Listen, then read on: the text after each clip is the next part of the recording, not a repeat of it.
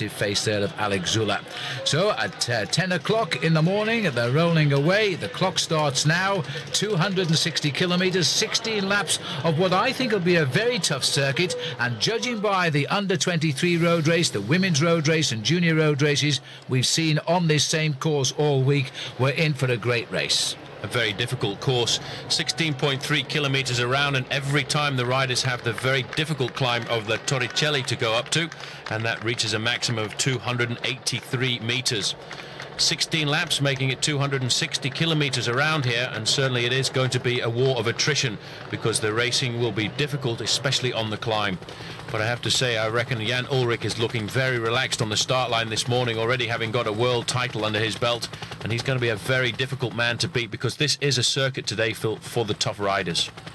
And if we're going for cockiness, making a real favourite, then we also have to think of Frankie van der Broek. But let's look back to Valkenburg 1 year ago, and this man, after a brilliant road race, coming out a justifiable good winner of the World Championship, Oscar Kammerzind of Switzerland, reliving the great moments for a country that's been without a world champion for an awful long time. And since becoming world champion, Kammerzind only 2 wins under his belt this season. He, of course, went on to win immediately the Tour of Lombardy last year. But he's had a good year. 4th in the Flèche Wallonne, 8th in Liège-Bastogne-Liège, and 11th in the Tour of Italy. So now he'll look for a good defence of his title, and he knows what it's all about. The field, though, Paul, as we rejoin the race here, the sun has now come up. We're a few laps down the road. There has been no attacks at all, just a nice tempo, and not surprisingly, plenty of the squadra in the lead. All the riders on the start line this morning fielding 12 men.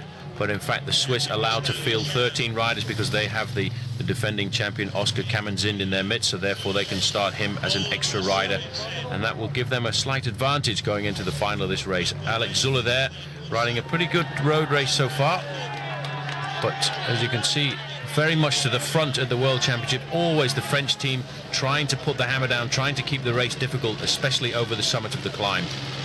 Well, we've now just started to get a series of attacks here. We're moving on to around 7 laps to go from the finish now, and the pressure has noticeably been applied. Andre Schmil has been in the action as well, but we can tell you that very early on today at the 6th lap, Frankie van der Broek has crashed. His team dropped back for him, including Johan Museo. He's back safely in the pack and seems okay, but one rider out of the race, and rather sadly for the locals, is David Rebellin, because he's crashed and we believe has broken ribs. He's gone to hospital. You notice a lot of work has been done here as well by the German team. The Germans in a new strip this year wearing blue and white, and in fact a lot of that is really because they're trying to just ride for one man here this afternoon, and that is going to be the sole leader of the team, Jan Ullrich. Taffy now trying to hotten up the pace at the front. Taffy also feels as if he's got very good legs at this end of season. Well, there's 1 or 2 good ones, as always, on the Italian squad. There's 1 or 2 notables missing, of course, including Marco Pantani, who this time last year was saying how much he wanted to win the world title on this circuit, but having had a very controversial end to his campaign this summer, he's not here. But Taffy seemingly trying to soften things up a little bit now, Paul, because their man on form is Francesco Casagrande, a man out with a doping suspension until the start of the Tour of Switzerland, which he won, and he's having a great end of term. He certainly is, but at the moment really all of the pressure is being put on by the French and the German team, trying to make this a very difficult course, trying to harden it up at the most difficult part on the course, which is the climb of the Torricelli. Well, this is the group that has been steadily building, but it's really not getting anywhere at all away from the main field. Including Marco Pantani. The big names are still watching from afar and marking each other nicely on this circuit, but as the chase now is beginning to shut it down a little bit. Just about a minute and a half it was over the top of the Torricelli. This is a climb which takes the riders up to 283 metres above sea level. It starts to bite at around the 170 metres level at San Leonardo and then goes straight up to the top. It's not the steepness of the climb, of course, it's the repetitiveness that one has going over it 16 times, and it does begin to bite. Well, Andrea Taffy in second position there. That's Ribiera, the Spanish rider, in first position. And this is a pretty serious breakaway. Alex Zuller has managed to get himself up there, as well as Geert van Bont, the Belgian rider. It's interesting to note that Taffy's gone into this early breakaway. He feels he's got a great chance of winning here, but what it's done is put a lot of pressure onto the German team, who will have to chase. You can see the Italians in second and third position in the main field there. They're actually riding a defending role at the moment, hoping that the advantage turns towards Taffy. It looks like Van Bon on the front here for Rabobank. Oh, I shouldn't say that really, because he's for Holland in the World Championship, not for, of course, for his individual team. This is the only time of the year the riders pull on their national team jerseys. Here's the breakdown of that league group. And Zuller was the man that started stirring it up. Taffy spotted it and has gone with him. And this is Andrea Taffy at the back, a remarkable rider, and has developed so much, particularly this last 3 or 4 seasons, as to be a top boy in Italy. What a great performance by Taffy earlier on in this season, getting that victory in Paris-Roubaix, the race that he loves and the race that he has really dedicated himself to winning over the last 3 seasons. Their advantage now, Phil, over the chasing group is just down to 15 seconds. But interesting to note that the Belgians are riding well here today. They've placed 2 men into this leading group. And there's the man who has been very active here, Alex Zuller. A remarkable second place on his comeback to the Tour de France, and pushing Lance Armstrong all of the way to his victory in that event, when whenever Lance came out with a stage win, it was Alex Zuller who crossed the line in second place. And what a different story it might have been if Alex Zuller hadn't lost over 6 minutes on the 3rd or 4th stage over the Passage au Gois, because that really turned the books for Alex Zuller, and that took him out of the race as being a major contender. But he didn't give up, and he fought his way back and came up with second position, which is pretty remarkable when you think of the season that he had the year before and all that involvement with the Festina affair of 1998. Leon Van Bon doing a lot of work here.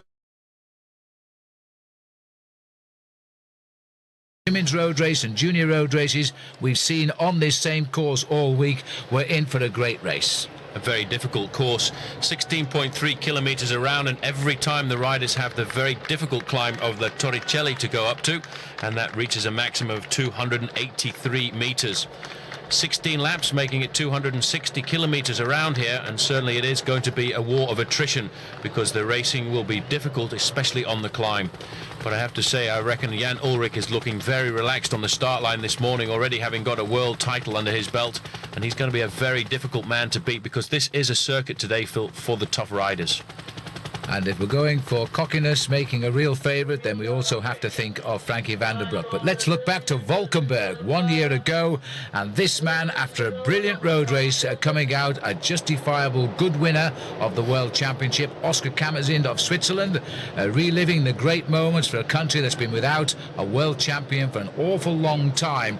And since becoming world champion, Kammerzind only 2 wins under his belt this season. He, of course, went on to win immediately the Tour of Lombardy last year. But he's had a good year. 4th in the Flèche Wallonne, 8th in Liège-Bastogne-Liège, and 11th in the Tour of Italy. So now he'll look for a good defence of his title, and he knows what it's all about. The field, though, Paul, as we rejoin the race here, the sun has now come up. We're a few laps down the road. There has been no attacks at all, just a nice tempo, and not surprisingly, plenty of the Squadra in the lead. All the riders on the start line this morning fielding 12 men. But in fact the Swiss allowed to field 13 riders because they have the defending champion Oscar Kammerzind in their midst, so therefore they can start him as an extra rider, and that will give them a slight advantage going into the final of this race. Alex Zuller there riding a pretty good road race so far, but as you can see, very much to the front at the World Championship. Always the French team trying to put the hammer down, trying to keep the race difficult, especially over the summit of the climb. Well, we've now just started to get a series of attacks here. We're moving on to around 7 laps to go from the finish now, and the pressure has noticeably been applied. Andre Schmil has been in the action as well, but we can tell you that very early on today at the 6th lap, Frankie van der Broek has crashed. His team dropped back for him, including Johan Museo. He's back safely in the pack and seems okay, but one rider out of the race, and rather sadly for the locals, is David Rebellin, because he's crashed and we believe has broken ribs. He's gone to hospital. You notice a lot of work has been done here as well by the German team. The Germans in a new strip this year wearing blue and white, and in fact a lot of that is really because they're trying to just ride for one man here this afternoon, and that is going to be the sole leader of the team, Jan Ulrich. Taffy now trying to hotten up the pace at the front. Taffy also feels as if he's got very good legs at this end of season.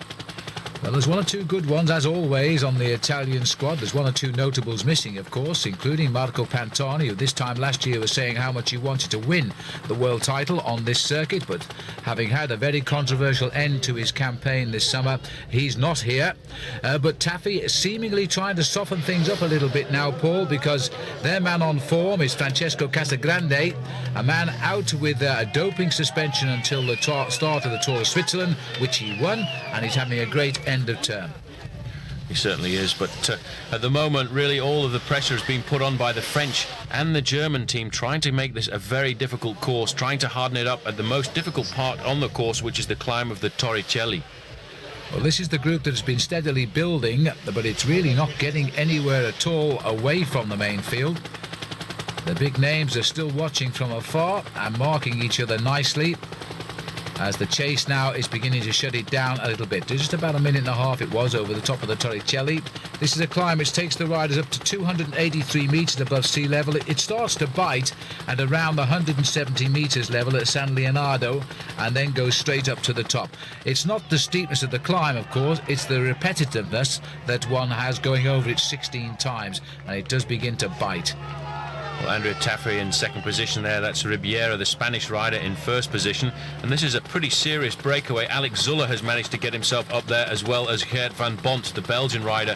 It's interesting to note that Taffy's got into this early breakaway. He feels he's got a great chance of winning here, but what it's done is put a lot of pressure onto the German team, who will have to chase. You can see the Italians in second and third position in the main field there. They're actually riding a defending role at the moment, hoping that the advantage turns towards Taffy. Looks like Van Bon on the front here for Rabobank. Oh, I shouldn't say that really, because he's for Holland in the World Championship, not for, of course, for his individual team. This is the only time of the year the riders pull on their national team jerseys. Here's the breakdown of that league group, and Zuller was the man that started stirring it up. Taffy spotted it and has gone with him, and this is Andrea Taffy at the back, a remarkable rider, and has developed so much, particularly this last 3 or 4 seasons, as to be a top boy in Italy. What a great performance by Taffy earlier on in this season, getting that victory in Paris-Roubaix, the race that he loves and the race that he has really dedicated himself to winning over the last 3 seasons. Their advantage now, Phil, over the chasing group is just down to 15 seconds. But interesting to note that the Belgians are riding well here today. They've placed 2 men into this leading group. And there's the man who has been very active here, Alex Zuller.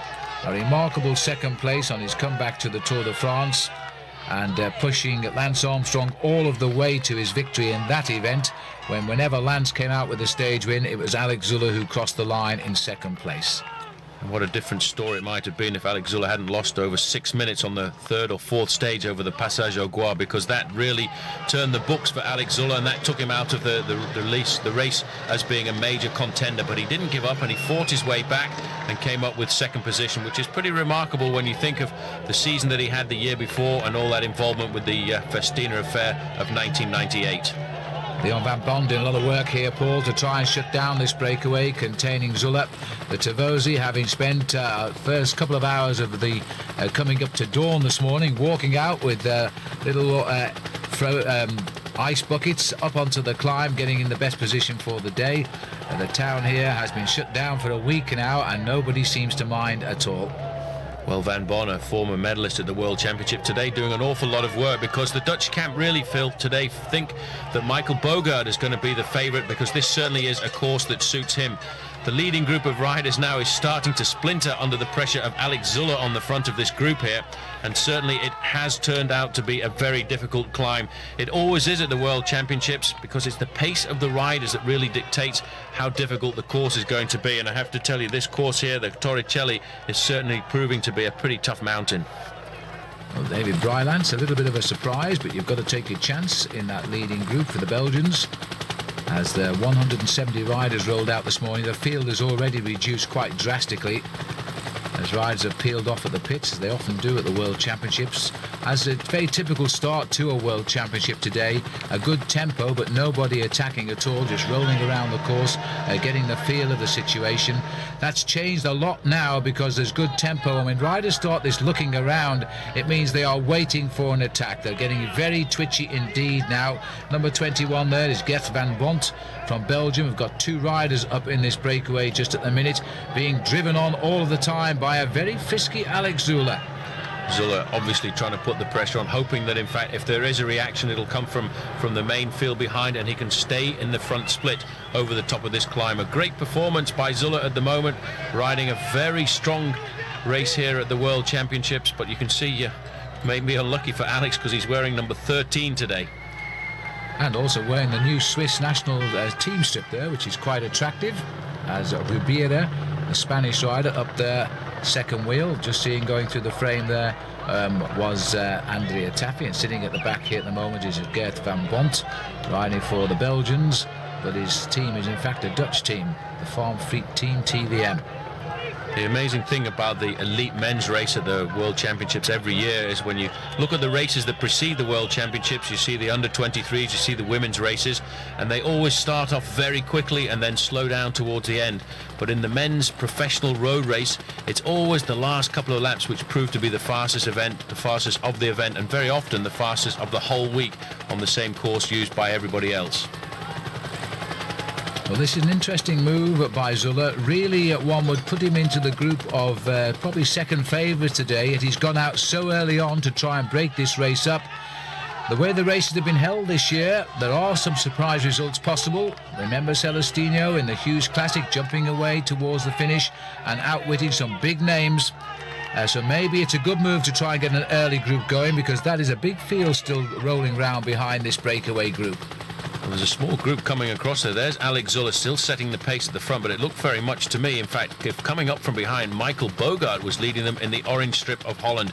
And there's a Swiss rider with him there as well, and they may well have managed to slip away from the rest of the main field. There is a split going clear off the front of the bunch now, and this could be quite important because some of the big names are moving to the front.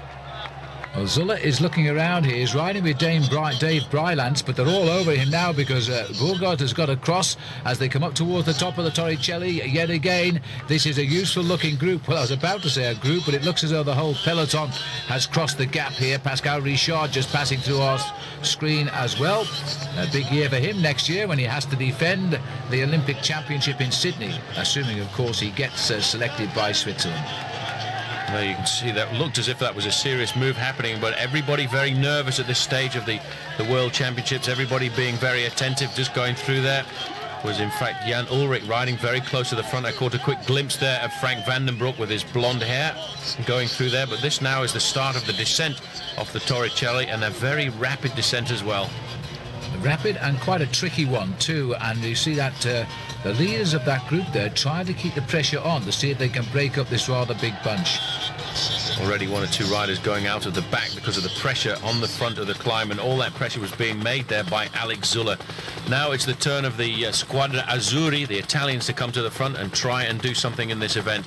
The Italians have had a pretty successful week with a win in the men's under-23 championship, and what a great performance that was as well. The Italians were looking to win on home soil, and if they could win the big one at the end of the week, the race that we're looking at today, then they would go home a very happy nation.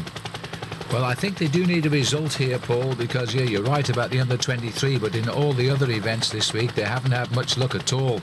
And to talk to some of the riders, the wrong Italian won the under-23 event. He was a man that broke away early on. They never caught him. But now Andrea Taffy tried to get something going here, and this man reminds me quite often of the retiring Claudio Chiappucci this year, because he's never afraid to attack Andrea Taffy, and he's gone out in front to see just what happens. And here he goes again. He wants to move. He wants to get into that early breakaway and take the pressure off himself, and then not being forced to play the defensive role. Another Italian getting into the group there as well, Sergio Barbero. Two Italians now getting themselves into a leading group of four, but there is the main field. Nobody is going to let Taffy get 30 or 40 seconds up the road, because they know he is such a strong rider, and on a course like this he's capable of staying away for 30 or 40 kilometers.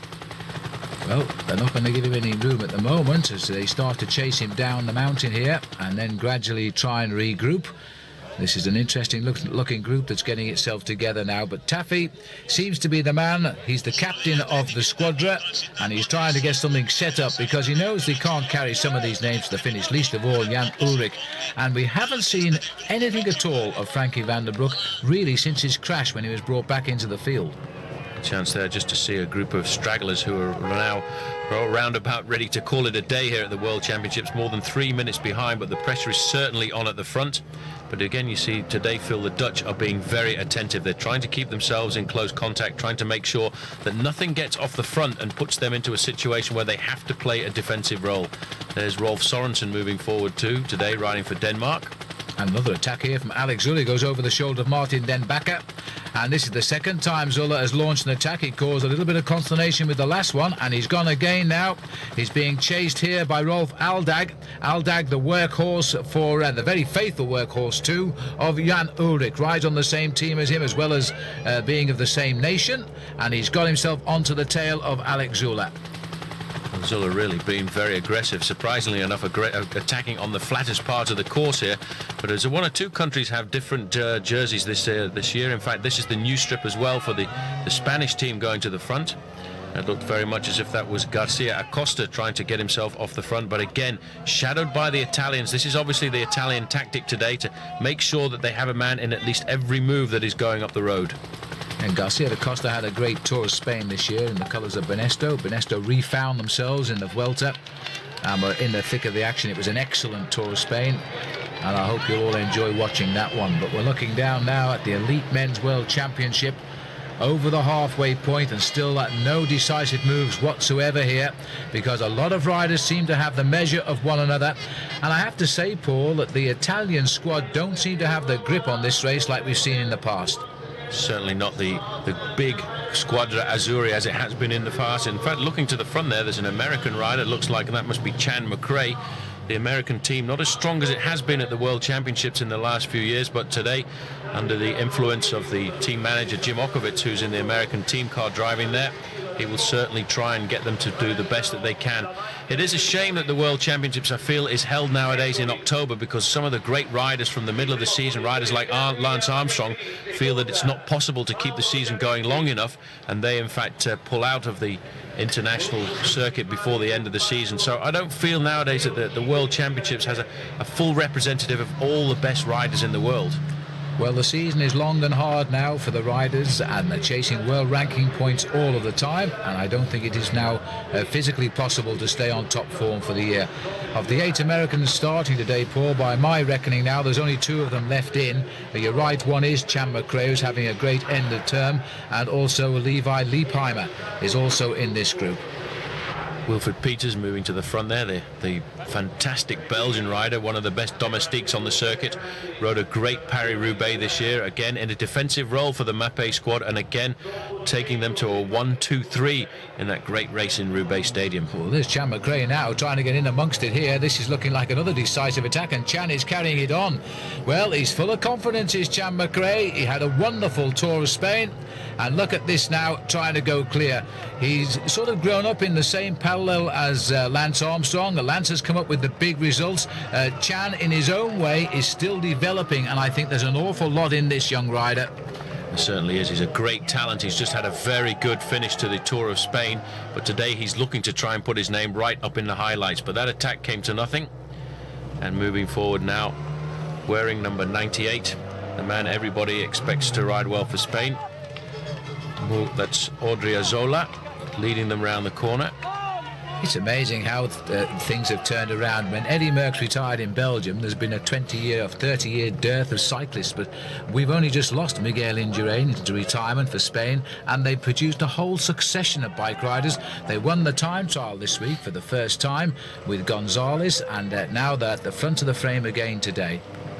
Mark Wouters there. This is in fact Andrea Taffy trying to organise the riders at the front of the group. Taffy is so certain he's going to get himself into a successful breakaway today that he's going after everything that moves.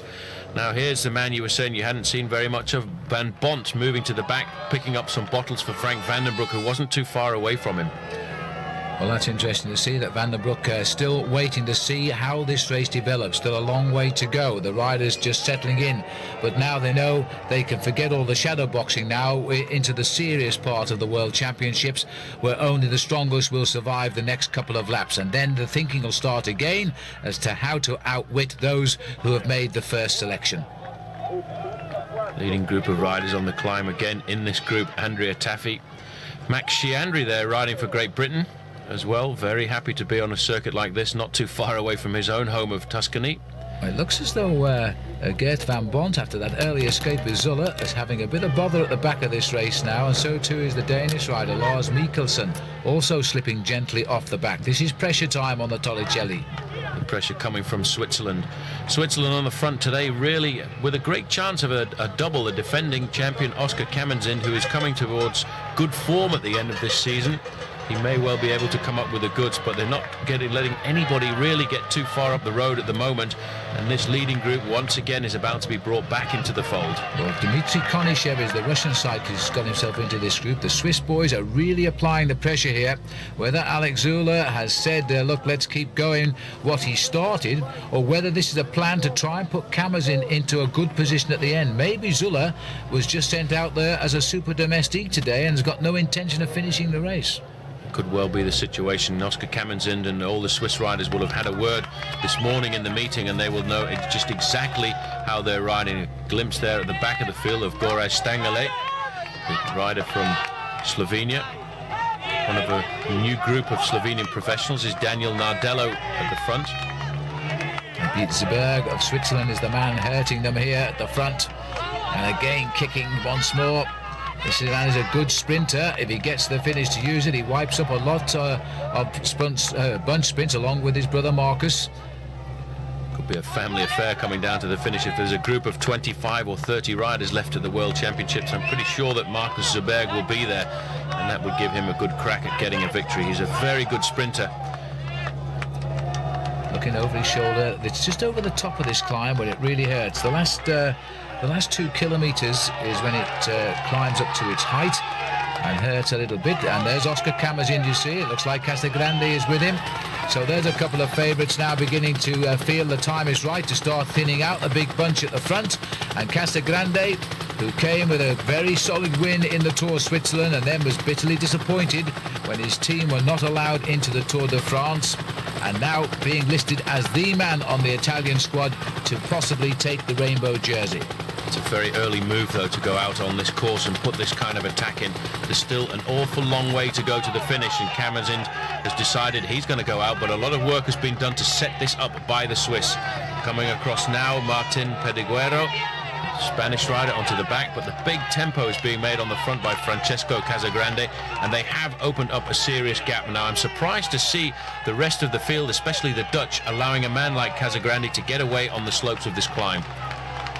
Well, they've got to mark him. All the other boys in blue noticeable by their absence now that their leader has gone up into the fray. There's the confirmation of that leading group. And 2 likely favourites here. What a season Mark Wouters is having, Paul. Despite the blip when he crashed in the Tour de France and hurt himself, he continued his good form as soon as he made his return. A great season for him, really, because he's been one of those riders who's been around for an awful long time, a very good domestique, worked hard for the team, and it all seemed to start early this year in the Preux Tour when he got a victory there. He left the Preux Tour, went across to the Tour of Luxembourg and came away with a victory there. But strange to see, in fact, it was a Belgian on the front of the main field who was nailing back that group, and I would have sat back and left the advantage to Mark Wouters, who I reckon is in pretty good form at the end of this season. It doesn't seem to make sense.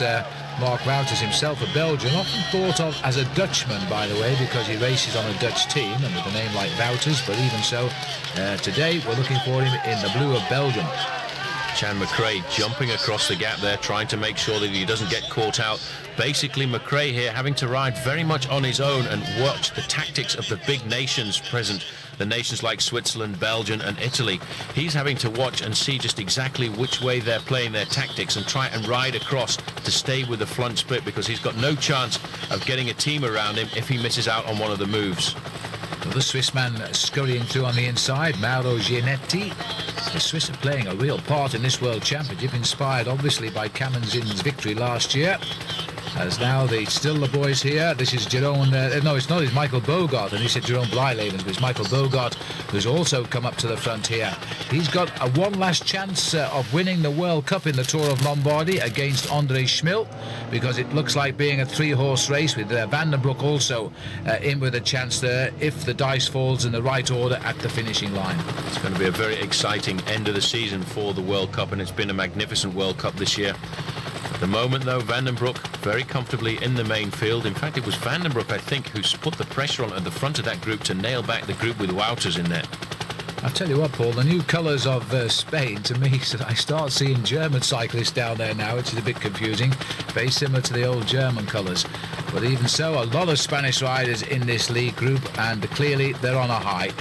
It's just strange. Several countries changed their colours this year. In fact, the Germans not riding in their normal strip, they're riding in a blue and white strip. Yeah. And this Italian strip here also is very confusing when it's up against the German team strip as well. And that's the Belgian strip, not to be confused with the Italian strip. Now, what's going on here? We've got a plot. This is David Rebellin. This is earlier, in fact. This was the crash by Rebellin. He fell very, very heavily in the early stage of the race after some 70 kilometres only. Clearly in pain. They put him back on his bike, but I can tell you he didn't continue. In fact, he went to hospital. He won't be too happy with that either, because he's a local rider. In fact, he hails here from Verona and felt that this was a great possibility of him pulling on the Arc-en-Ciel jersey at the end of a very long stage. He won't be doing that today, and all he can hope now is that it's going to go to one of the other riders in the Squadra Azzurri.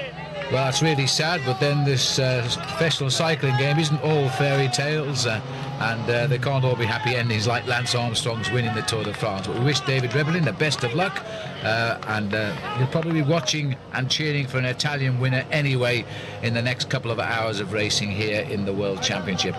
Well, another flurry of attacks has come to nothing, Paul, and this field is still some 60 strong. The average now just dipping for the first time below 41. It's about 40.8 kilometres an hour now, and that's a signal for Serpellini to have a go.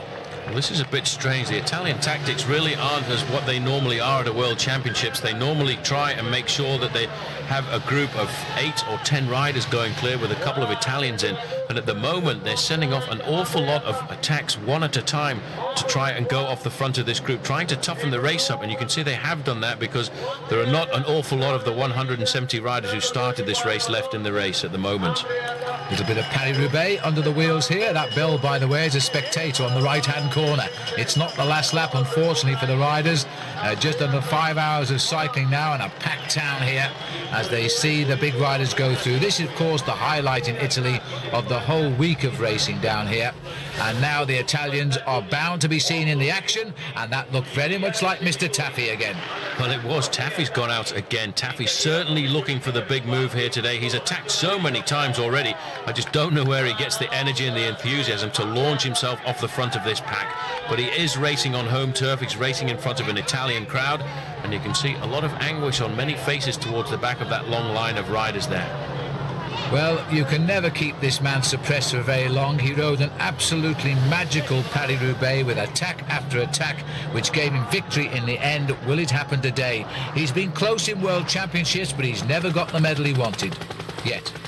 Kurt van der Wouwer on the front for Belgium there, keeping the pace high. They today also have one sole lead, and that's Frank van den Broek, surrounded by some very experienced riders.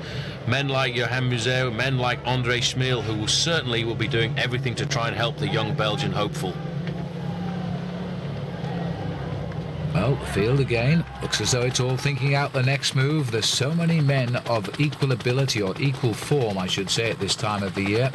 And the names that we've talked about, like Ulrich and Van den Broek, we still haven't seen do anything more than just close the gaps and sit there. No attack from them yet. They're letting everybody fire their shells first. Those guys, the big names, the men who expect to win this race, will leave it all up to their teammates for the moment. They will leave it all to their teammates to do the pace-making at the front. We're on the 13th lap now of 16 laps.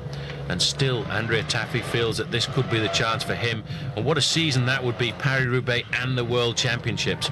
But behind, they're going to have to start to get themselves organised, because you can't give Andrea Taffy too much of a lead on a course like this, because he doesn't weaken. He can just keep riding at the same pace all of the time. Well, this is when he's brilliant over the beautiful river Adige there, in the centre of Verona.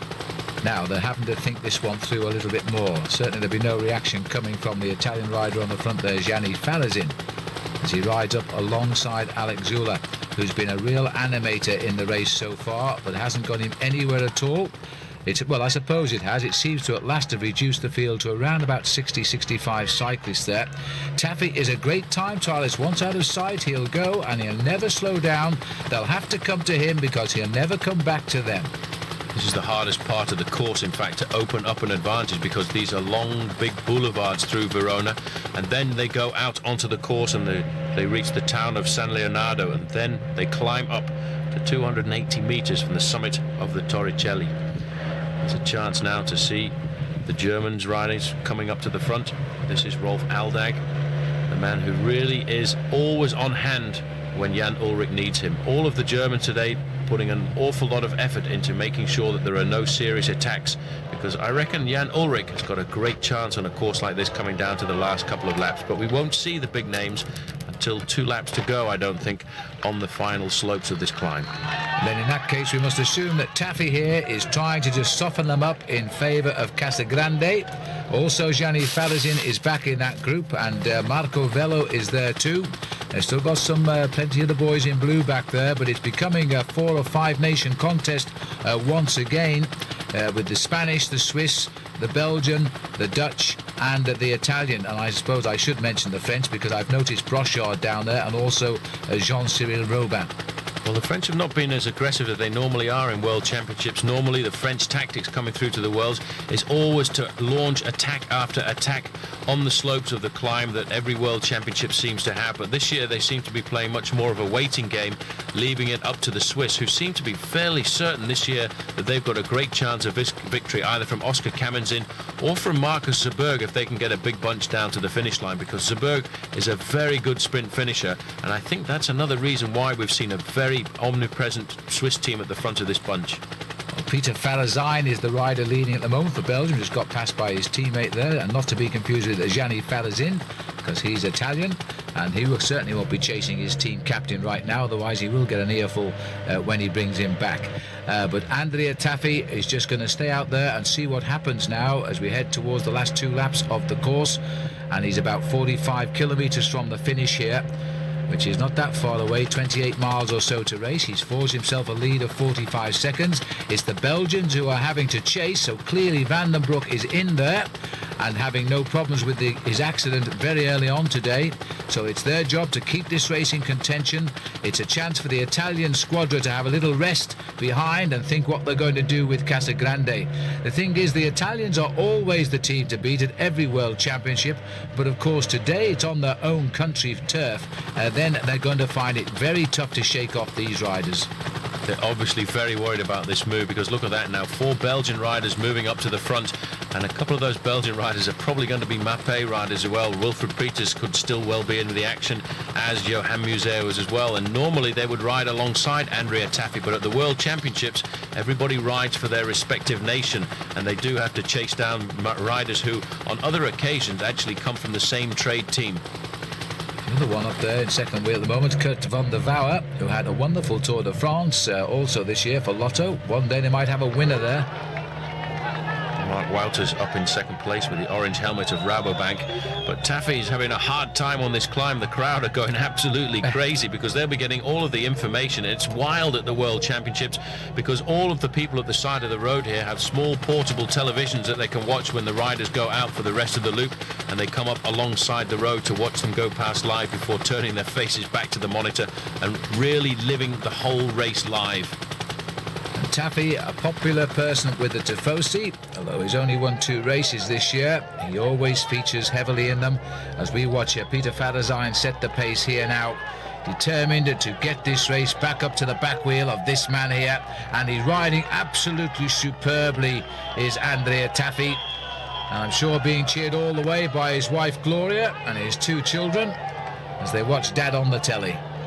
Taffy is such a tough rider, a very strong man, always willing to attack, and it's surprising after so many attacks today that he's managed to get himself off the front, but he's not really building on the lead. If he's going to try and succeed a move like this, he should be really looking to open up a gap of 2 to 3 minutes at the moment. But you can see the Belgians have decided we're working for Van den Broek. There's a first glimpse there in about 6th position of Jan Ullrich, and not too far away also Francesco Casagrande was there. Well, these are absolutely crucial moments now in any World Championship. When you're on towards the last 2 laps, you can't afford now to not be with the move that goes. They know the move is going to come. Taffy surely doesn't dream of staying out there for the rest of this race. His best finish in the World Championships is 6th, which he did in 1996, and on that year he really could have so easily have been the win, but that indeed went to Johan Museeuw. Chance there to see the little earpiece in the ear of Andrea Taffy. Nearly all of the teams now, all the top teams in the world, using some kind of two-way communication to get information from the team managers in the car, which I think does make it a little safer. Well, there's Wilfred Peters, and that's a shame. He's done his work for the day. He really is a tough domestique, always prepared to work for the team. He'll be going to take an early shower now, get the TV turned on in the hotel room, and just keep his fingers crossed for Van den Broek. A strong man has done his job and hopes that Van den Broek can now finish it off. He's in that lead group. Well, the lead group, I suppose, is correct, because the one man at the front hardly constitutes a group, but there they are. As we continue on, you've got a good idea there of how long this climb is. It's some 4 kilometres and gets tougher towards the top. Pace being set here by Dave Brylants, who's actually ridden very well, but there's trouble here for Mark Wouters, Paul. It looks like he's given up. Difficult ride for Wouters. He was at the front a few moments ago, really giving it the full energy, trying to make sure that they could pull back Andrea Taffy. But you see, each of these teams today has decided, and it's a very risky thing to do, to invest in just one man. The Germans are investing everything in Jan Ullrich. The Belgians have decided we have got only one man to ride for today, that's Frank Van den Broek. And what's happening is the teams are starting to become isolated, and towards the end we're going to see a very small group, I think, of riders with just the big names there. Well, they're selling their men. Peters has gone, Wouters has gone, 2 great domestiques and hard workers. They've done their bit and blown away. Now it's left to Germany to set the pace here, and Switzerland not far away either. They're still looking very strong, the Swiss. Well, Taffy had a maximum lead of over 45 seconds, but now it's starting to come down pretty rapidly, and it's all because of the tempo being set at the front of the main field on the slopes of this climb. You can see now that they've sent up some Germans to the front, and the Belgians now starting to disappear away from the front of that pack. We've got Zeberg right up there for Switzerland now. He's just waiting to see what happens here now. Andrea Taffy is just keeping his same speed up, but there's so much pressure going on behind. Looking down that line, there's still a lot of riders in contention for this race, and they're bringing Taffy back as a group and not as individuals, and that wasn't quite the plan for Taffy. There they all are here, and some fine pacemaking being done up the slopes here by the German rider. Very close in attention, Switzerland, but Taffy over the summit of the climb is still holding on. He's still managing to survive despite the fact there's an incredible pace in the main field behind, and there is the main field almost on his tail at the moment. But the speed that we've come up the climb this time, Phil, I have to say, has got rid of several riders out of the back of the group. Well, the German, Paul, I think, is Andreas Kleier, who's done a tremendous piece of pacemaking to get those riders across. He sits up there and zips up his jersey. Taffy looks over his shoulder, must wonder where on earth they came from towards the end of that climb, but they're right on him now, and he's still, you see, going to dangle out there in the vain hope that somebody might just nip across the gap. But now what is happening is the whole of the main field is coming past Andrea Taffy, but he has put a lot of pressure onto this bunch now, and a lot of riders will be gasping for breath. And this is the moment now, if you've got a little bit left in those legs, to launch the counter-attack. But I think everybody for the moment feels pretty happy to kick back and have a little bit of a respite before we go into the final couple of laps, because that is when the big decisions are going to be made. Well, in fact, it wasn't Andreas Kleier, it was Andreas Clouden, who was the rider who did all of the work to bring back that lead group, and he's still up at the front now as they come flipping over the top. And the Lampre rider there, Sir Marco Serpellini for Italy, also in that group as well. So a good piece of work by Taffy. Has to have hurt a lot of men, that. Another big group of riders. What's this? Where is he now? Taffy has decided that he's going to keep going. He's not sitting up. He's decided to go out on the attack again. This is unbelievable. This guy, I think he must be mad, because he really has got to get out there after an incredible breakaway like that. He's put the hammer down again and said, right, I'm going to do it one more time, and this time they've let him go again. Well, he's 33 years of age now. He turned professional back in 1989, Andrea Taffy. Started slowly, but since then he's picked up something like 26 victories as a pro, but he's certainly shaped a lot of race results as well. Look, he started to open the gap again now, and the riders in this group must be feeling pretty annoyed about that. Except the Italians riding very close to the front. They'll be happy with that, because it's taking the pressure off the Italians. Sitting very close to the front was Francesco Casagrande, and what they want Taffy to do is keep the pressure on like this, because this will in fact then take a lot of pressure off them. They won't have to do any chasing at all, and the big leaders for Italy can sit back and leave the other teams to do all of the pace making. But Taffy, what a great performance. He really is a star rider. When he's on form, he just wants to go out and attack, and that really is a rider like a rider from the old era of cycling, before people calculated down to the last minute second. Taffy just wants to go out there and race. He does, and he loves to please the public. We've seen him entertain the British when he won the Rochester Grand Prix a couple of years ago, which was then a World Cup event. He's also been the national champion of Italy, which for an Italian is a very proud occasion. And he's won big races like the Tour of Lombardy and Paris-Brussels. So he knows what success is all about, but he's still not afraid to go out and make the race for somebody else. At the moment, he's doing it for the rest of the Italian squadron. There's Chan McRae down there. I think he is now the only American left in the event. I think Levi has gone off now, Levi Leipheimer. And so it's a very, very privileged group down there just now. Interesting to note, just going down the main field there, Phil, there's an awful lot of Italians still left in this bike race.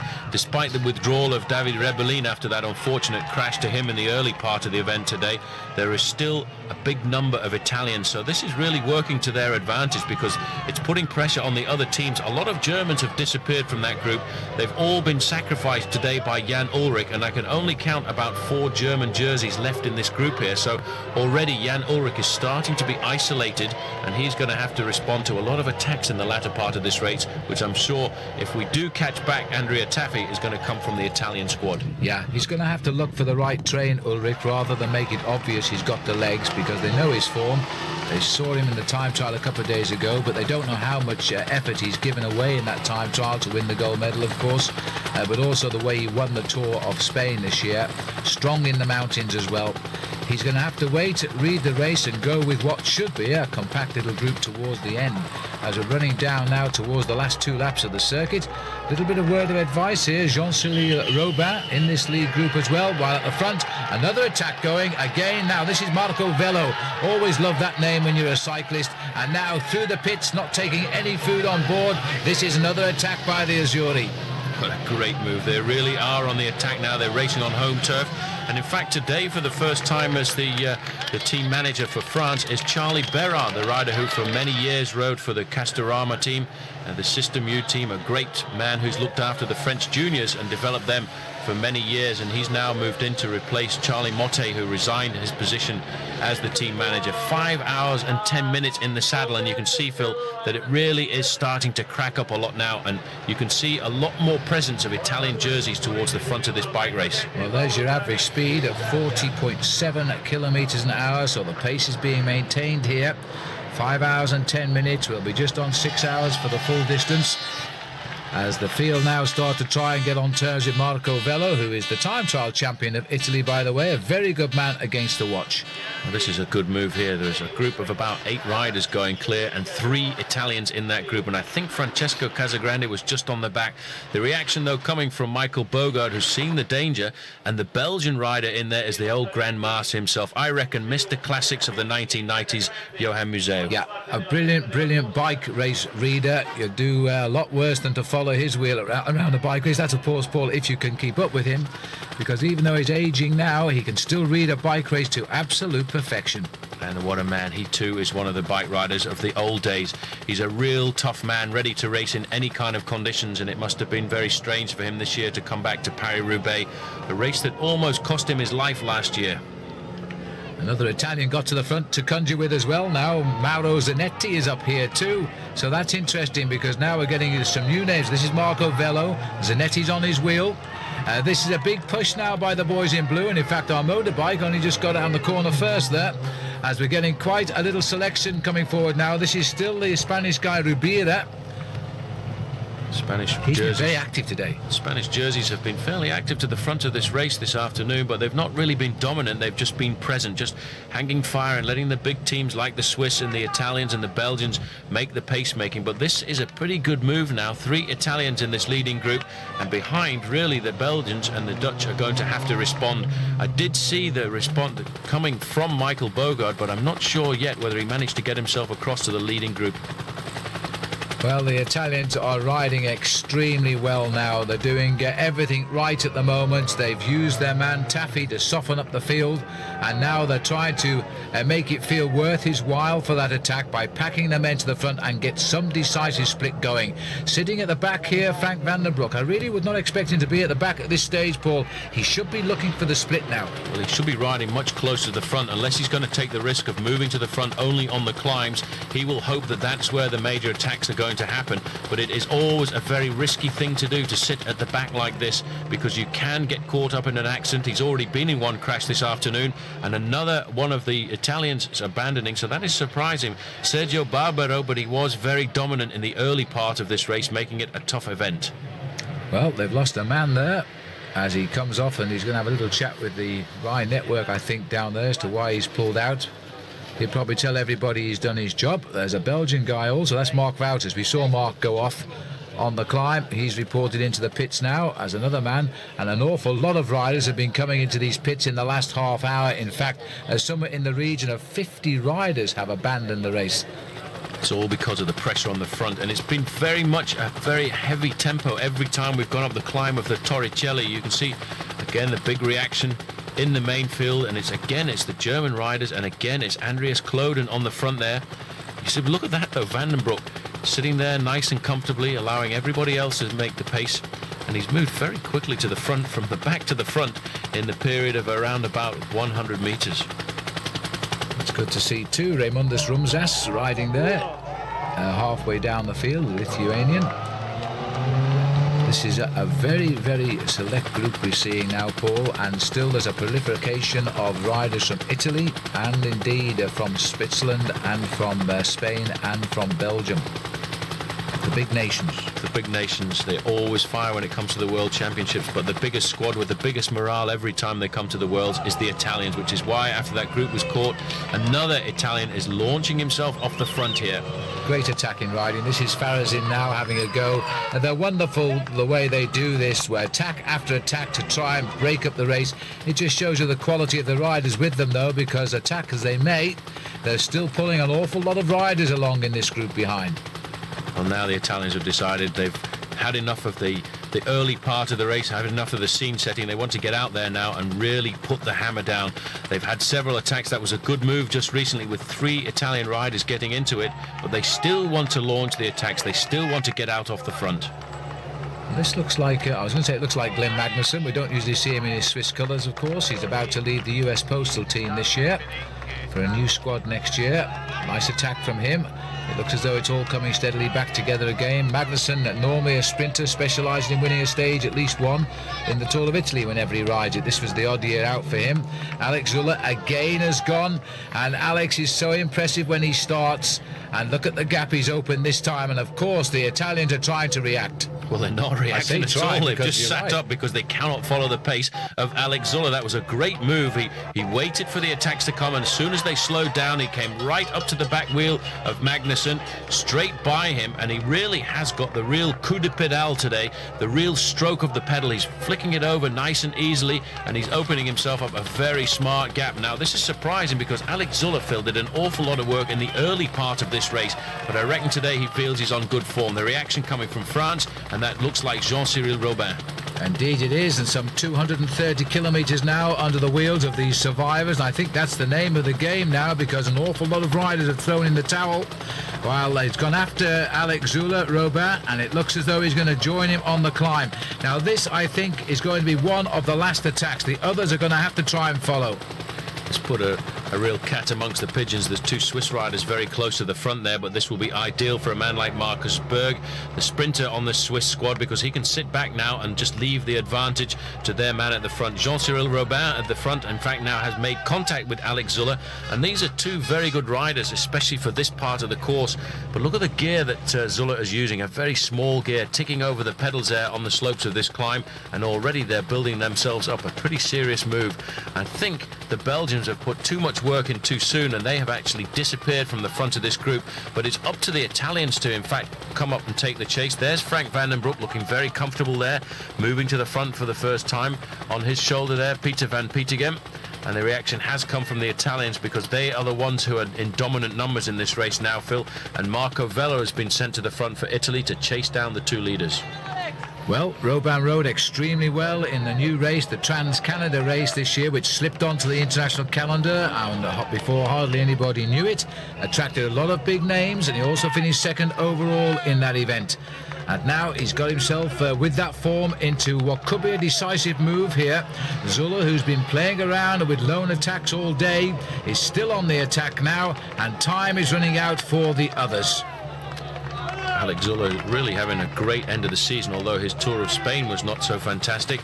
He has proved that he has got himself into ideal conditions for the World Championships, which is being defended by Switzerland, as Oscar Kamenzin was the man who won this title last year, and he's still in with a very good chance of winning again this year. They're at an advantage now, 12 seconds over the group, and the group being led very much by the Italians, who certainly want to bring this race back together, because in the group they've still got Francesco Casagrande, who many think is the #1 favourite there. That was Marco Vello on the front, putting the pressure on, trying to pull it all back together, but the race now is becoming much more tactical. And the Italians are again on the receiving end here as they try to move up. Number 96 there was Martin Pereguero, and he's a Spanish rider. There's a few Spanish riders still in this lead group here as they now decide what they're going to do. Number 8 is Felice Puttini, the Swiss rider. And number 20 there is Andre Schmil. He's probably thinking of his upcoming Tour of Lombardy and the defence of the World Cup. It would be nice to go into that race though wearing the rainbow jersey, I'm sure about that. And Laurent Brochard on the right as well, and the Italian rider there is Falazin. This is a very select group of some good names. But what can they do about this attack? This is going to be a tough climb this time up. These two are sailing up it, but all of the work being done by Zuller, at least when our cameras go there. I've not seen Robin in the lead since he hooked up with Alex Zuller. Although I do have to say, Jean-Cyril Robin looks very comfortable there, sitting very nicely on the wheel of Alex Zuller, riding perfectly, sitting well back on the saddle, nice and powerful, keeping himself in an ideal position. He's coming to the front now as they get towards the summit of this climb, but he does look relaxed and he does look in good condition. And I have to say that race across Canada obviously did him an awful lot of good, because he's come here with good condition. He was very unlucky to lose the Trans-Canada race. In fact, it went down to the final time trial. Having led the race for an awful long time, he had to bow out because of his inability to put in a good performance at the last minute. And we must not forget, of course, last year when he rode for US Postal, he finished 6th in the Tour de France, slipping into the result there, hardly noticed. And so Robin is a quality rider. He was, when he was a junior, a world record holder as well. Now, those two riders clear. 13 seconds, hardly a winning gap yet, as they continue over the top of the climb, and the group behind are going to leave the majority of the chasing, I think, now to the Italians. They know that at some stage they will make a move. They have to make a move, because this is Italy. The Italians will not let that group go off the front. They will fight as hard as they can to try and pull it back. Still, Marco Vello is on the front. You see, there's a bit strange this, because the Italians are trying to chase down, but it's the fact that they're on the climb at the moment that they don't have 3 or 4 riders at the front trying to organize a chase. They've sent Marco Vello up there to keep the tempo high, to make sure that on the slopes of this climb, the advantage of the two leaders doesn't get too big. It's still hovering around the 15-second mark, and I think we'll take a few risks in the main field on the descent of the climb here to then try and pull them back into the fold. But now Robin has come to the front. He's looking very comfortable. A click of the arm there, just a swift indication to Alex Zuller, come through now. I've done my turn at the front. It's now turn for you to put the hammer down as they come up to the summit of the climb. We'll now get an indication of just what sort of damage they've done to the main field behind. Well, this is going to be a fine circuit next time around, because they've got to get across to reach them now. Here comes the counterattacks from the field. on this little slight rise, and of course it's the Italians who are making the move again. Falazan trying to do something about it, over the top and flip down now, long fast descent. Alex Zula leading Jean-Cyril Robin. The clock giving us our time checks on the right, appropriately pasted by the colours of the rainbow jersey. And the main field is not very far behind at all, and there are not very many riders left in that group. Pascal Richard, I just caught a glimpse of there, was still riding. So is Mauro Gianetti. So today, in fact, the Italians and the Swiss are the ones who are there in the greatest of numbers. They've ridden the most perfect race so far, and they've managed to keep themselves high in numbers. And look at that, just 6 seconds to the chasing group. The chasing group is just 3 riders now trying to get across. There was an Italian in there who put the pressure on the last kilometre of the climb, but the main field is really not very far behind. Well, there's a bit of a break there for Zula as he took a drink. Robin straight through on his inside. The 2 riders we expected to move soon, Jan Ulrich and Frankie van den Broek, we haven't seen up near the action at all. They're certainly in that group and they're playing vigilante, but they're not come forward. Now this is a fast express coming across here now, and Celestino is the rider for Italy. But look at this, Paul. Camazin, the defending world champion, could soon be in the frame. Well, this is a great move by Switzerland. They're going to move this forward now. We'll have 2 Swiss riders in the leading group of 5. Now that is very good for the Swiss, and immediately Camazin goes to the front. The reason he's done that is to show Alex Zula that he is there, and this, I think, has been the tactic of the day for Switzerland, to make the pace-making hard, make the race difficult, and then try and launch Oscar Camazin into the group. But to get into a group with a teammate gives you an extra advantage. Well, the Swiss are riding an absolutely brilliant race. They're building up a lead group here like the old Soviet Union cyclists used to do in their amateur days. And now they've got 2 riders up in this front group, including the very dangerous Oscar Camazin, no longer an unknown after what has been a very solid season for him, although he's only won a couple of races. The team that's missed out again is the Belgians. They should have had a man go across this group, because now they are going to be obliged to chase, because they've got to try and pull it back together for the man Frank van den Broek. Also, Ulrich would have to start chasing on his own because he's running out of teammates at the moment. A few more of the German riders have pulled out over the last lap, so he's used his team up to the maximum, and he's going to find himself having a very hard time, because these little groups that are going clear now, unless you go with everyone, it's very difficult to put yourself into a winning position. Well, 4 nations up here, and that's a lot of riders behind who will no longer be chasing. So you're right, the Germans and the Belgians and the Dutch better start thinking things out and getting it together here, because clearly this group is not happy working together. And immediately now I think it's Camazin who may have gone off the front. Camazin launched the attack off the front there, hoping to steal a few more seconds on the descent. This is the chance where you have of taking risks on the descent, where in the main field behind there may well not be some organisation or somebody prepared to take the risks on those corners. Looking back, there's a rider actually coming across the gap on his own there, but it's now an awful long way back to the main field. And Alex, a bit shaky on the way down. Alex is, he's just hanging off the back of this lead group as he turns on the way down to the hairpins. It's a very tortuous descent. Camazin very happy, a smaller built bike rider, to lean on that bend and get round that corner very well indeed. There's the rider who's coming across the gap to the left, and we'll see if we can pick him out. It is in fact a Dutchman, and that's not surprising, and it could well be somebody on the Rabobank squad who's coming across that gap. Well, they're trying to get themselves across. Rai Campion del Mundo is the message out from the spectators at the side of the road. That's the Italian television company who are bringing us these magnificent pictures here of the bike race. The Dutch obviously have seen the danger there, trying to launch somebody across the gap. But I can tell you one thing, he hasn't quite made the junction yet. I think it's Den Bakker. Could well be Martin Den Bakker. Difficult to see the quick glimpses we're getting as the leading group of 5 go underneath the trees on this very tricky fast descent off the slopes of the Torricelli. But it's a sensible move sending somebody across like that, because it takes responsibility away from the country once you have a man represented at the front.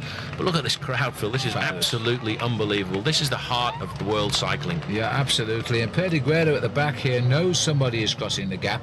He keeps looking over his shoulder to see what progress is like. And we're getting our bikes right through to the front again now. And we're finding Oscar Kamazin is saying, I've got the rainbow jersey and I'm going to keep it for another year, because he's riding superbly now. This is Chan McRae here, gritting his teeth, and he's got himself, I think it was taffy on his wheel, but I tell you what, Chan is looking great right now. In fact, it's Johan Museo, the Belgian, who's got on the wheel of Chan McRae. Now, Chan, I think, took a flyer from the field, and they've brought him back there. But he's created a reaction which I think he probably wanted, was to try and split this field up. But just look how tenacious they are today. The gaps come and they just concertina back up again. Oh, it has thinned out, Paul. That group's just gone round the corner. Yeah, it's very difficult looking back now to see just exactly where the main field is, and there they are. Not very many guys left in that group now, but I think the rider trying to get across to the front actually had made contact, because I just thought I saw 6 riders in that leading group now, so we may well get a chance to see just which Dutch rider it was who's got up there.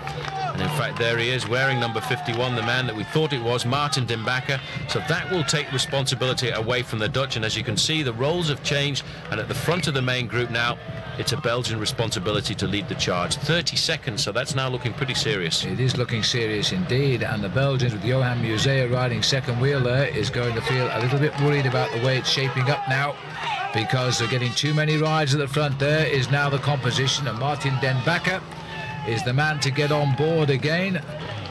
And it looks as though the Dutch champion is enjoying things once more. So this is an interesting move now indeed, as we're heading out for the last couple of circuits now.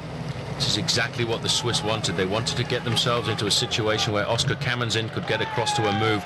I think it's an added bonus that he's got Alex Zuller there, because next time we get to the climb, what's going to happen is Alex Zuller, he'll go to the front and set a real man's pace on the climb and try and open up the gap over the main field, because he knows there'll be an organised chase behind, and he knows it'll be coming from the Belgians, because he will have worked out the fact that the Italians are going to sit back now and leave the advantage to their man in the leading break at the moment.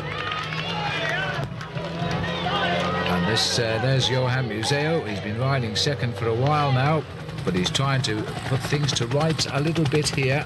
Won't be easy. Peter van Petegem is the man setting the pace, and he probably have mixed thoughts now, chasing down Martin Den Bakker, I suppose. It's always difficult when you go to the World Championships, but you are riding for your country, so you forget about trade teams, you forget about the guys that you race with for the rest of the year, which is why you have to take the responsibility of your own nation. That's why Van Petegem is at the front, chasing a man who for the majority of the season is his own teammate. But this, as they go through the feeding station now, is looking like a pretty serious move, especially having 2 Swiss riders in there. Kamazin leading them through there, taking his food on board. Mainly at this part of the race, it will probably just be drinks, because that's the most important thing. It's difficult now to take on very much more solid food, because the race now is certainly on in earnest. And the boys snatching their bags and bottles there perfectly. Always a dangerous preoccupation at this stage of the race. There's not many guys left now in that main field. It certainly has been hammered down. There's Peter van Petegem on the front. Mosier in second position there. Having a look back, there was Francesco Casagrande. Now this is a dangerous move, just letting the gap go like that. In fact, Oscar Kamazin has been taken off the back there by the Spanish rider, Pereguero, and that was a silly move. That's how to get caught out. Well, I'm not sure what was going on there. Our cameras cut back. They had spotted it in the director's truck. As we go under the banner, 5.5 hours in the saddle now, so they're still looking for a couple of laps of racing here, which will keep them going well over 6 hours, even though the speed has been in excess of 40 kilometers an hour. And we're looking at the only little group of any note or any danger left on the course now that could threaten that small group just ahead. Watch the clock as they go over the line, because that's the time gap, and this group's still very much in contention. But I think it's showdown time this lap, lads, because you're going to have to make something on the climb of the Torricelli this time up. This is the time when you've really got to make the decisions. That's why you can see Peter Farazijn is moving forward as well. On the front is Museo, then Van Petegem, then Peter Farazijn. There is Vandenbroek. He's got a little bandage on his nose. I'm not sure if that's one of those nose plasters to help your breathing, or if that's a subsequent to his crash earlier on, but he looked pretty comfortable there. A lot of Italians still in this group. 32 seconds now to the lead group, and now is the time when we really must see some action on the climb. 2 laps to go. Again, that little bell from the spectator, obviously near one of the microphones down on the ground, is not signalling the last lap. I should imagine it's louder to us, in fact, than it probably is to the cyclists. We're on lap 15 of 16 now, And this is the group which is trying to throw down the gauntlet. Martin Dembacker read it well to come screaming across before the end of the lap to put a Dutchman in the breakaway. We've got 2 Swiss, a Frenchman, an Italian and a Spaniard. A lot of countries represented. And the defending world champion wearing number 1, he's managed to get himself back into that group. A bit of consternation there between himself and the Spanish rider who let the gap go, and that's such a difficult thing to do when you've been on the bike for 5.5 hours and then close it down again. But there's a serious organised chase behind, and this time it's coming from the Belgians. They realise they've missed out. They realise they should have had a man in that leading group, and unfortunately it wasn't Johan Museeuw, because what a story that would be if Museeuw had got himself into this leading group, and we'd be looking at a second World Championships title, because he, to me, is one of the great bike riders of the 1990s, and what a way to go into the next century. And a lot of people would have cheered with you had Museeuw. Well, I shouldn't write him off yet because the race isn't decided. He still has a chance, although one feels that he'd be working for this one for Frankie van den Broek. Who knows, as the riders continue now into the last 33 kilometres of this World Championship. Been a very difficult race for anybody to read, attack after attack of varying descriptions. The new champion of Latvia on the back there, Romans Veensteins, riding a quiet race now, Paul, and just sitting there, probably feels a little bit outnumbered because he's not going to find any countrymen riding around him anymore. Well, he's riding a sensible race too, because he doesn't have anyone left in the bike race to help him, and all he's hoping is that this bike race stays together, and if it does come down to the sprint, you better watch out for a clean pair of wheels. Yeah. This is the man that Belgium think can win today, Frank van den Broek. He never looks pained, does he? He always looks pretty cool when he rides along. He's clearly, well, he looks content with the way the race is going, but he's going to have to do something soon. Looks pretty happy. He's leaving it all up to his teammates there. They're dedicated to just one man today. That's Frank van den Broek, the revelation really this year. We've been waiting for Van den Broek to come through and get himself a big win, and the way he won Liège-Bastogne-Liège earlier in the season was in real Grandmaster style. He dominated the race and just rode away from it when he wanted. But these are the leading 6 at the moment, and a lot of work is being done in this leading group by the 2 Swiss riders, Alex Zuller and Oscar Kamenzin. But look at the pressure on in the back here. This is the serious chase now. This is Peter Farazijn on the front, then it's Van Petegem, then Johan Museeuw. They're giving every last shot. Well, look at that big group of Italians sitting back. They're pretty content with the fact that they've got their man in the front at the moment, and they'll be just hoping it comes back together so they can launch the big counter-attack.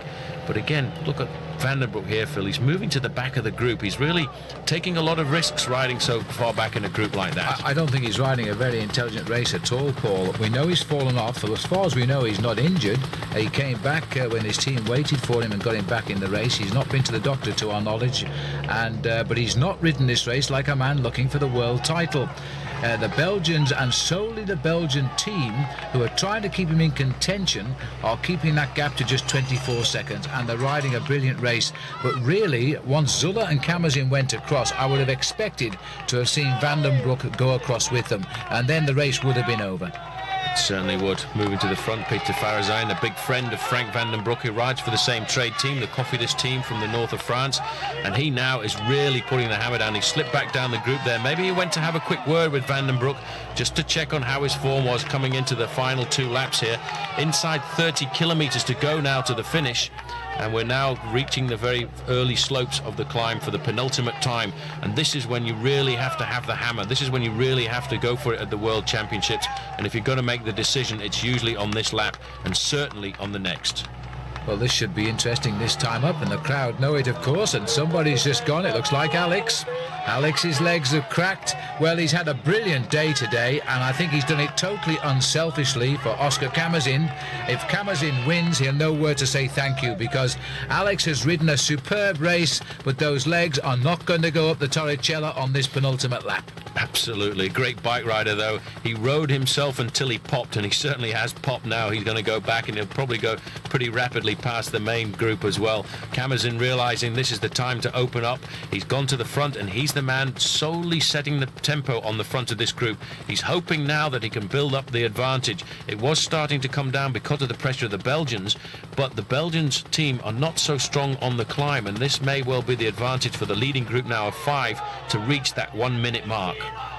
Well, I know that when they see Zuller coming back to the pack, they'll feel pretty happy about that. as Mirko Celestino here, now thinking about things that might have to do. Jan Ullrich. Now, this had to happen this time, I think, and Ullrich and Van der Broek has got his wheel as well.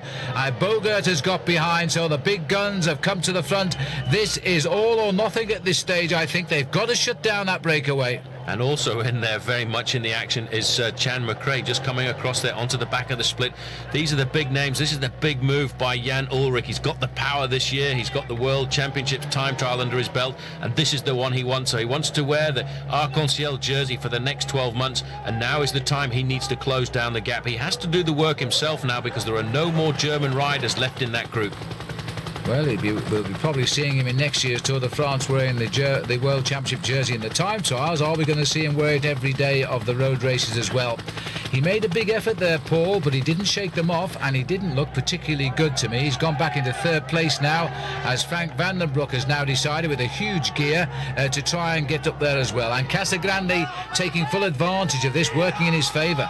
And Zeberg was moving up there too. The big pressure now, that really has split the group, which was already a fairly small group, but this is the action up at the back of the main group. You can see there going off the back was Van Petegem. His job has been done for the day, but Ullrich now realizes inside the last 30 k's he's got to close down that leading group of 5, because it is a dangerous point in the course.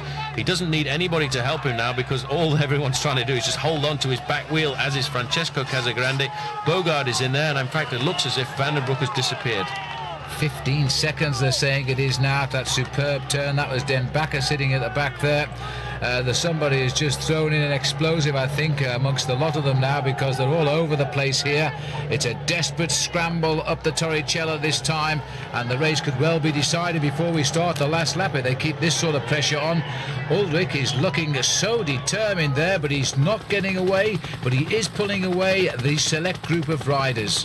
I have to say, in fact, Van den Broek was under difficulty there. He was actually just popping off the back there, but managed to recover and came back up to the group that Ullrich was with. And also getting onto the back of that group of riders is Chan McRae. Just at the back there, you can see the Star-Spangled Banners on his shoulders. He's having a great ride, because he was in the early action as well. But Ullrich now, a big powerhouse. He's doing all of the work. He's done the damage he wanted to. He's isolated everybody else. There's a Spanish rider's got into this leading group as well now. This is the big counter-attack. They have to keep the hammer on the slopes of the climb of the Torricelli to try and pull back the leading group of 5. Well, Chan, buddy of Lance Armstrong, is coming good at the end of the season. A brilliant Vuelta de España when he finished 19th overall and looked good all the way to the end. He's now in at the kill here. All of his team are now in the pits watching the race on television, and no doubt, because Americans support Americans, cheering on Chan McRae. He has made a great move here and looks good, because this is hammer down time, and Jan Ullrich is looking for no help here as he just drives this race on. It's down to 4 men at the front. Somebody else has been dropped from that leading group, and there, in fact, is Jan Ullrich. He's done all of the work himself. He's pulled it back, and before the summit of the climb, he'll have the rest of the breakaway group in his grasp. On the back there is Martin Den Bakker. Just in front of him is Jean-Cyril Robin. And here is the big German train. Jan Ullrich has not asked anybody for any help at all. Right on his wheel there, wearing 28, is Casagrande. Watch out for Kolashev too, Paul. He's in there. Here comes Chan. I think it was Perdigiro who went, the Spanish rider, who was in trouble at the front. I haven't seen him recently. Strangely enough, there are not many of the big Spanish names in the Spanish team for the World Championship this year. Alano not able to take part because of injury. The biggest known name really has to be Manuel Beltran, who's no longer in the event. He's a long way back. Yeah. Moving and of forward course, there. We've got the very aging Melchior Mauri now, who's been a brilliant cyclist. Still is a top time trial rider. To give him justice, he's riding for the Portuguese teams at the moment. In this leading group, the Spanish rider wearing 92 is Oscar Freire. Can't say I know very much about him. Well, he's a first-year pro, a second-year pro, and he's never done much racing at all year. Attacked by Van den Broek. Now Van den Broek coming off the front. Now, what a great move by Van den Broek. He's let the Belgians do all of the work at the bottom of this climb. He launched the first attack, but then as soon as Jan Ullrich saw that he wasn't going anywhere, he noticed that he could get himself across there. But now getting towards the summit, VDB has decided he'll have a go. Well, we saw him do this in the Vuelta de España, where he helped himself to a couple of stages, and on the very last day he ran out the winner of the race on points. He was in tremendous form there, and he really started that race not expecting to finish it. And now he's trying to make his move, but clearly a marked man, because here comes Michael Bogert gritting his teeth and will fight his way across.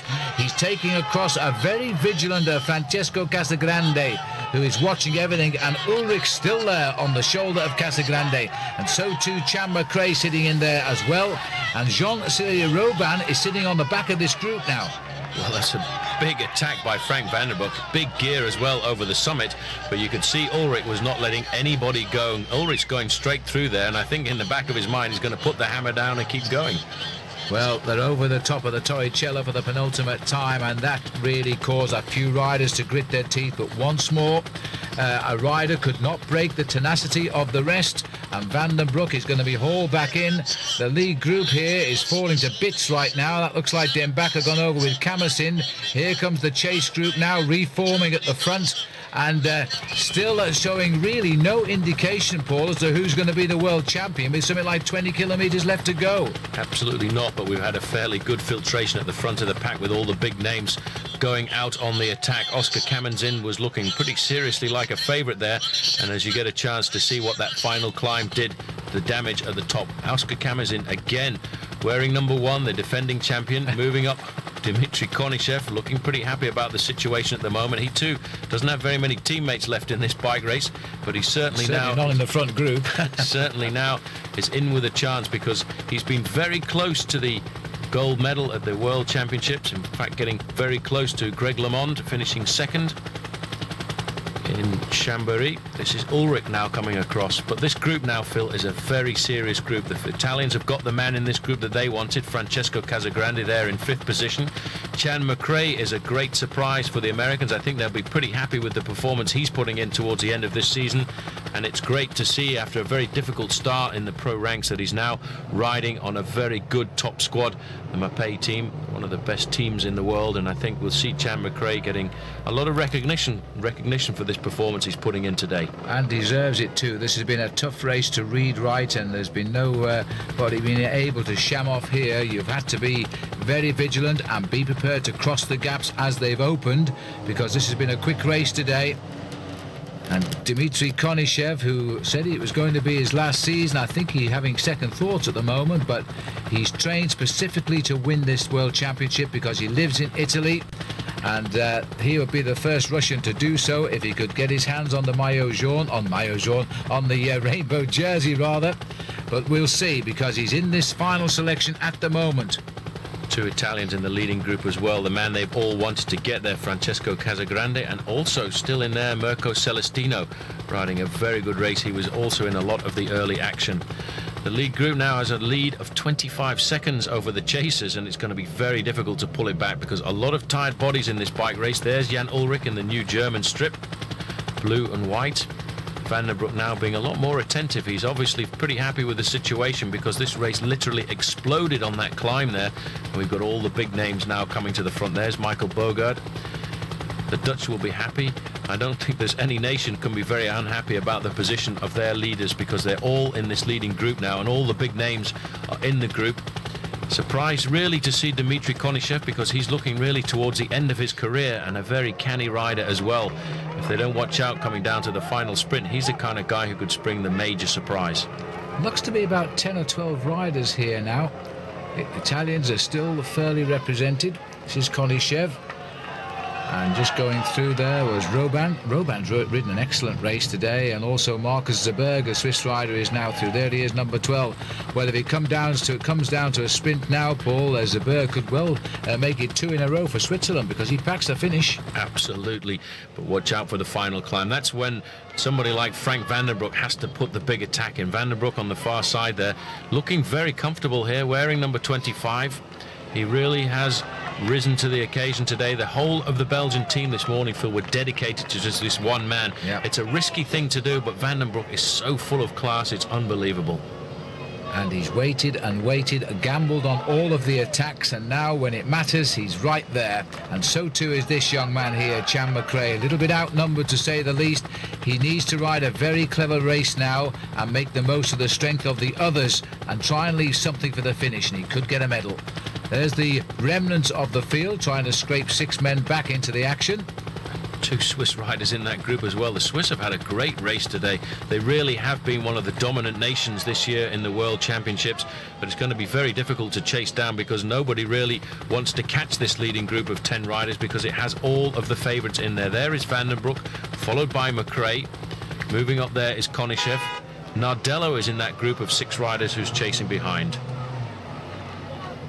So under what is the 2 kilometre to go banner here, but not this time around. We're still 18 kilometres from the finish, as looking over his shoulder is Michael Bogert. This is a very interesting little group now. Jan Ullrich is here, but the thing is, Paul, all of the pre-race favourites, if you like, are in this group, you know, and that sometimes doesn't work to the advantage of the breakaway because they start watching them too easily. For the moment, they all seem to be working. Nobody's sitting on the group. There's an attack going now. It looks like one of the Italians. If it is, that will be Celestino. It is Celestino. He's obviously decided he's going to put pressure on the rest of this group. Coming across after him is one of the Swiss riders. That's probably Markus Zuberg. Now, this is a dangerous moment because everybody's going to start watching each other because they're all in the back of their minds now thinking that the most tactical part of the course to attack is on the final climb of the day, and they don't want to put any effort in now. Through the pits, nobody taking food this time around now because they're paying attention to the attack here. And Celestino has started the attack. Jan Ullrich is here. This is an interesting move now because Ullrich is looking very, very strong indeed. The rider going through there is Oscar Freire, the little-known Spanish rider who's only had, by the way, I think it's 11 days of racing this year because he was injured way out in February. Has hardly turned the pedal. I'm just beginning to wonder why, in fact, they selected him. Picked at the last moment by the selectors. In fact, he was a medalist at the World Championships before in the under-23 World Championships in San Sebastian. He got a silver medal, so he's no stranger to the World Championships. And obviously, because of the fact, it seems to me as if the Spanish had a hard time picking the team this year because a lot of the major names were either injured or not in good enough form towards the end of the season. But this is serious now because Jan Ullrich has got himself into a good situation. The group of just 4 riders, who's going to chase him? Frank Vandenbroek needs to come to the front and put some pressure on. It looks as if that's just what he's doing now. So the break is split, but as you can see, not by very much. It'll be the bell this time around. Probably the spectator won't bother to ring it now, but we'll hear the real one, that's for sure. As they keep looking over the shoulder to see, is it worth pushing on with this attack?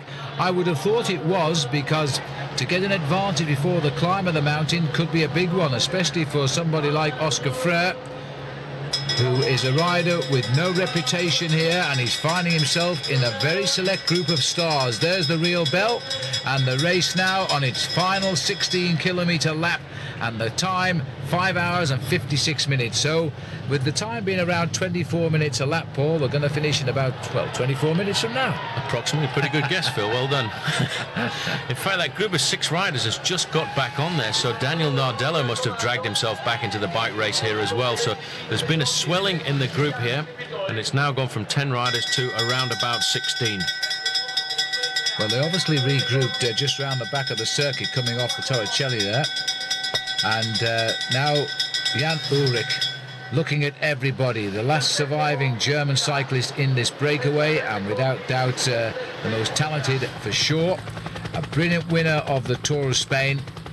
And before that, of course, he's had 2 seconds and a win in the Tour de France. In between all the controversy of eating too many cream cakes, he seems to have got rid of that allergy right now, and he's looking absolutely awesome. I reckon Jan Ullrich is going to be pretty dangerous next year as well, because finishing off the season in good form will be good for him, because recently with his Tour de France performances, in fact, he's ended up packing up the season just after the Tour de France and had 4 or 5 months without enough activity. So now he'll only have about a month off, and then he'll be training again, so he should be a great Jan Ullrich next season.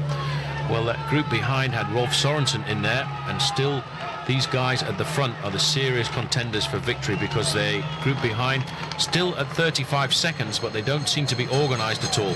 No, there's a lot of people looking for somebody else to do the work here now. I was just thinking then, Paul, though, with the absence of Lance Armstrong, who chose not to ride after his Tour de France win, we really didn't expect to cheer an American on towards a crown. But just look at this. Chan McRae, who comes from the same area as Lance, is flying the flag absolutely brilliantly here. He certainly is. Big buddies. They both went to school together in Plano, Texas. They've had a very similar career, except to have to say that Chan has had a difficult career, turning professional early on for a small Spanish team called Santa Clara. In fact, he's still fighting them in court to try and get his wages.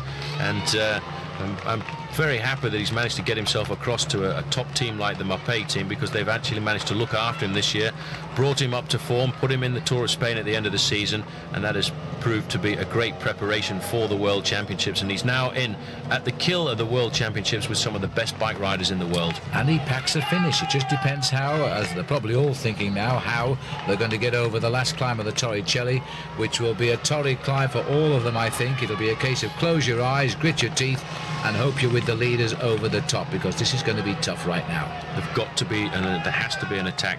Francesco Casagrande must be thinking about the fact that he's flying the flag for Italy.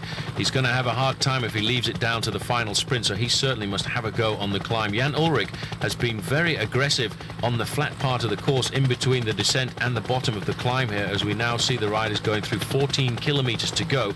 Ullrich doesn't seem to be that confident of his ability to blow everybody away on the climb. I think he's trying to get clear on the flat part in between.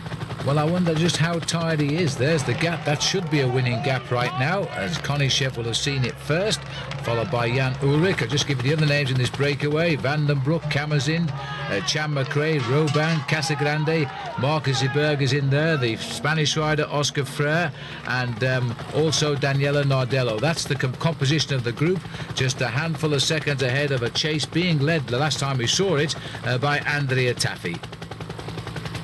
Going to be very difficult, this final climb, because a lot of these riders are aggressive riders. They're good climbers as well, and they will be looking at a possibility of an attack on the final climb. Jean-Cyril Robin moving to the back of the group now, getting a little bit of a breather. He too is a pretty excellent climber. To finish in the top 10 of the Tour de France, you have to be a good climber. He's looking back to see what the position is behind, to see what kind of reaction is coming, and he wants to see if his team manager can come forward, Charlie Berard, who himself has been in situations like this at World Championships. But for Jean-Cyril Robin, the best chance he has got is launching an attack on the climb. And that must be going through everybody's mind right now. But they all know, and they're all wondering who's going to be the first to go. Well, this is Ullrich just doing enough now to keep the pace high. Kamazin doing a lot of work here, the defending world champion, and riding an excellent race. Chan McRae never far away from the action, as again Kamazin tries to open a little gap here and see who's willing to follow. Well, Casagrande it is who starts the... No, yes, it is Casagrande who starts the reaction.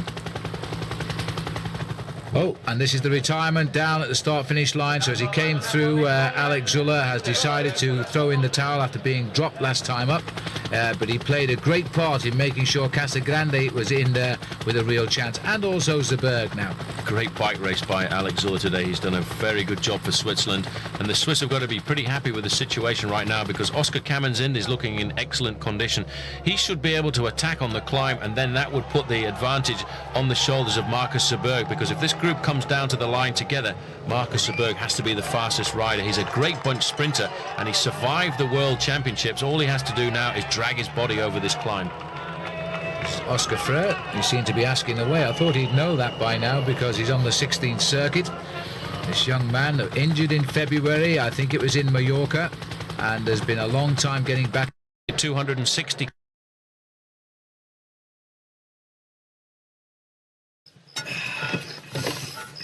Hurry up. You want to do it? You're the convict in the family. Connie. Help me, right?